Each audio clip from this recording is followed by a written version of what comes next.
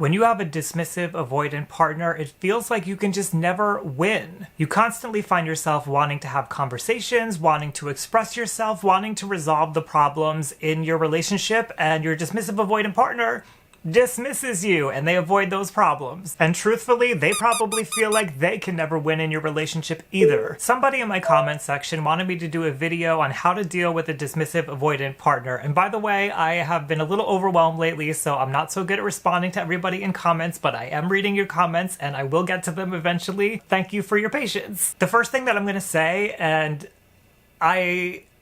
I really want to just say, like, break up with them. And I know that's not an option for people, and I know that's not what you want to hear, so that's not what I'm going to say. Although I think if you're at the point where it feels like that might be good for you, then go ahead and do that.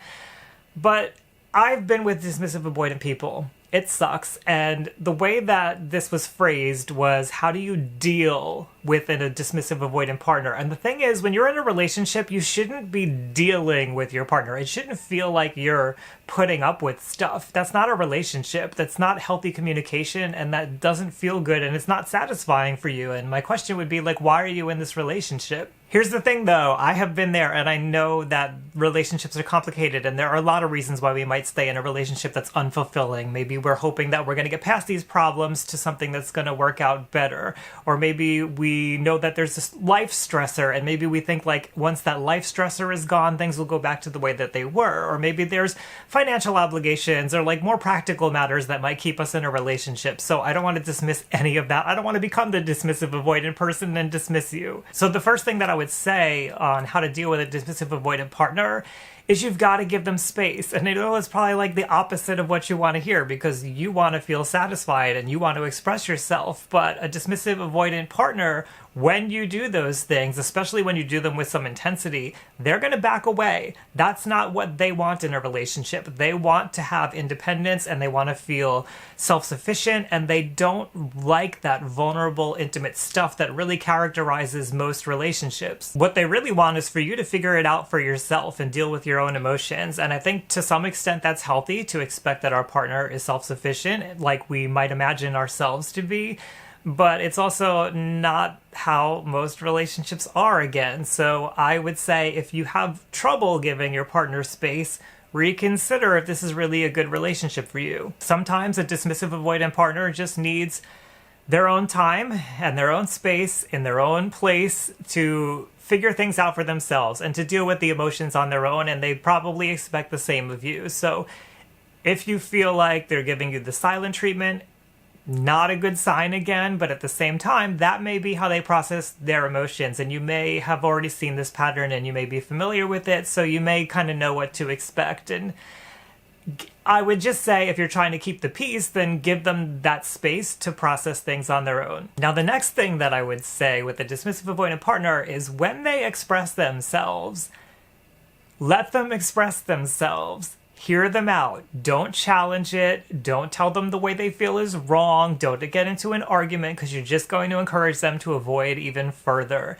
They typically have trouble expressing and being vulnerable. They usually want to, from my understanding, they usually want to stay, like, up in their heads, rational, very logical about things, and they don't like to acknowledge that emotional experience that we all have. They have trouble with it, so they try to manage that and cope with it by staying up in their heads. So when they do actually dip down into their emotions and feel them and come out and express themselves to you, give them the chance to hear that out. Actually listen and hold space for that the way that you would want. The funny thing here is that if you were to dismiss and avoid them for expressing themselves, then that's going to lead them to avoiding you more. So it's kind of like a lose-lose situation. And again, this is why I say maybe these aren't the greatest relationships. Just understand that when they are expressing themselves and when they're being vulnerable, that is very hard for them, and that's not something that they usually do. It's a very new experience. Think about maybe the first time you ever expressed something deep and meaningful to somebody.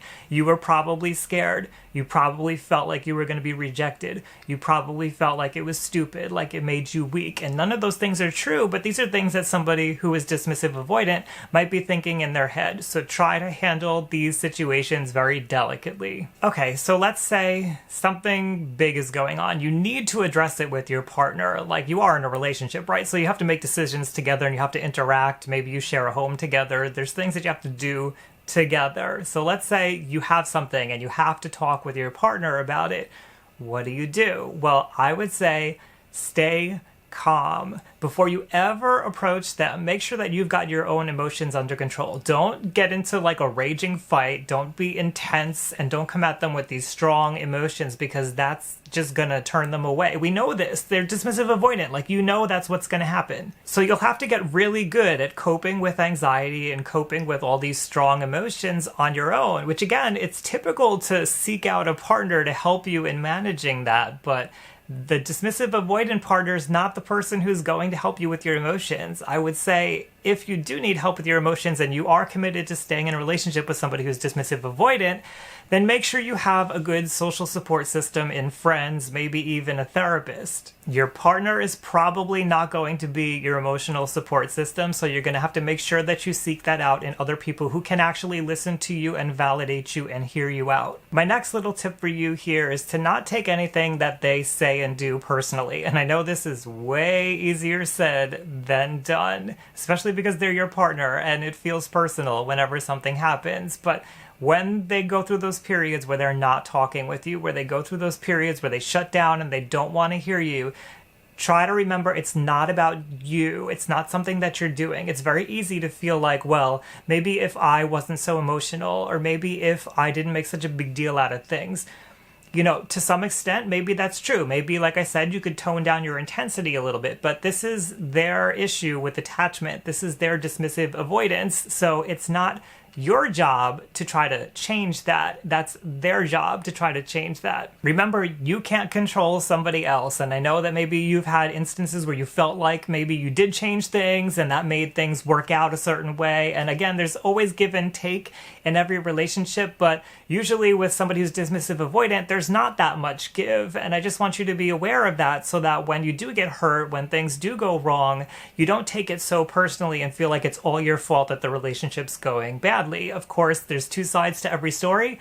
Your side may have a little bit to do with it, but I would also say with somebody who's dismissive avoidant, they're usually not giving the things that are expected in a relationship, like that emotional support. So you have to take that into consideration and not blame yourself for everything. It's really easy in a relationship with someone who's dismissive avoidant to feel like we're losing ourselves, like we're always giving in to their demands and trying to please them, because they tend to avoid and dismiss our emotions and the things that we want and the things that we look forward to in a relationship. So I just want to caution here, usually we try to keep the peace by not expressing ourselves, lowering the intensity of our emotions and not making a big deal out of things. But some things should be made a big deal about. Some things hurt. Sometimes we have to express that. Sometimes we get angry. Sometimes we want to feel joy and express that, and our partner isn't in the mood for joy right now, so they don't want us to. But if you're not expressing who you are, if you're losing touch with the reality of the way that you experience life, I would just say to reconsider at least having a break in this relationship or ending this relationship. Again, I personally feel like when someone's dismissive avoidant, that's something that they've got to work on. Otherwise, a healthy relationship isn't going to happen. Just like all of the attachment issues, they have to be resolved. I really think that the best advice that I could give is to make sure you have an outside social support network, people who can listen to you, people who will hear out your emotions that you can express yourself with, and can give you some perspective when things maybe are a little off in your relationship, because maybe you're so used to being alone with this person that you don't see how unnatural and weird it is the way that the two of you behave in a relationship. Now, I don't say all of this to bash on people who are dismissive avoidant. There are good reasons why people become dismissive avoidant and why they hold on to that as a coping strategy and as a way of relating to other people. I just think that you can't have a really good, healthy, strong relationship when you have attachment problems, and dismissive avoidance is an attachment problem. I don't want to make it sound like I believe that somebody who's dismissive avoidant is a bad person or they're never going to have a good relationship. I never want to give off that impression. I think it's absolutely possible, but that dismissive avoidant attachment needs to be worked on. So what do you think about everything that I've said here? I know that when I was in a relationship with somebody who was dismissive avoidant, if I heard something like this, I would kind of like maybe sort of hear the message, but also be like, no, my relationship's different. He doesn't get me. And I get that. It's fear. It's feeling uncomfortable and not really being sure of a future without our partner. But I want to hear from you and what you think. Do you think that I got things right here? Do you have experience with somebody who's been dismissive avoidant in a relationship? Leave that down below. Maybe your story can help change somebody's perspective.